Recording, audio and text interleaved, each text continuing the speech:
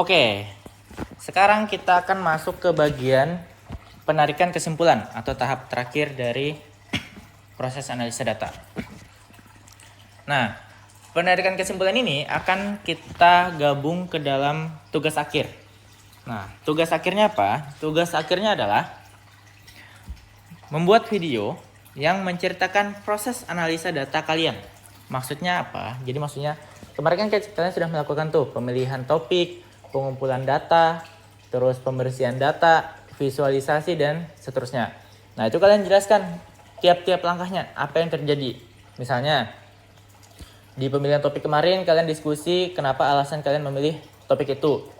Terus setelah itu di bagian pengumpulan data kalian ceritakan bagaimana cara kalian menyusun pertanyaannya, apa yang menjadi pertimbangan kalian dalam memberikan pertanyaan itu.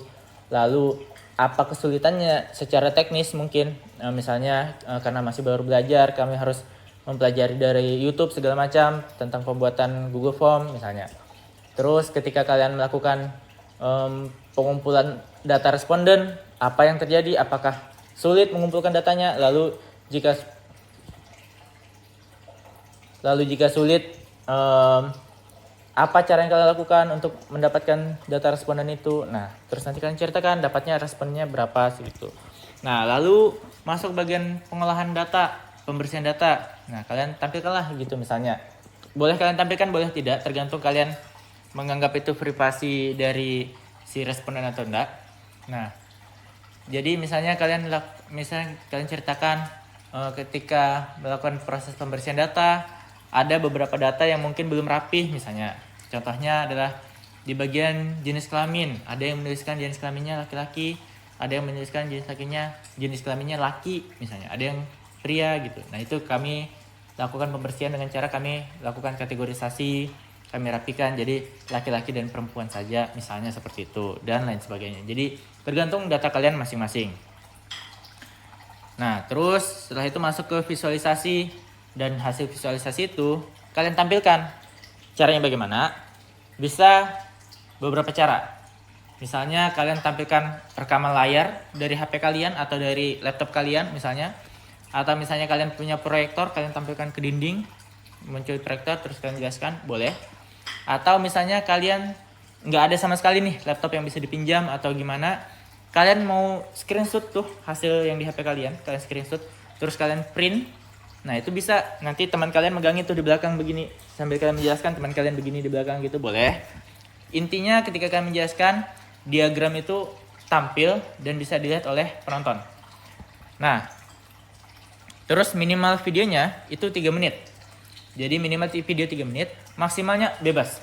Bagaimana kalian mau mengkonsep video itu. Semakin video itu menarik, semakin orang tertarik nonton videonya, maka di saat itulah kalian bisa menyisipkan nanti cerita-cerita dari hasil analisa data kalian.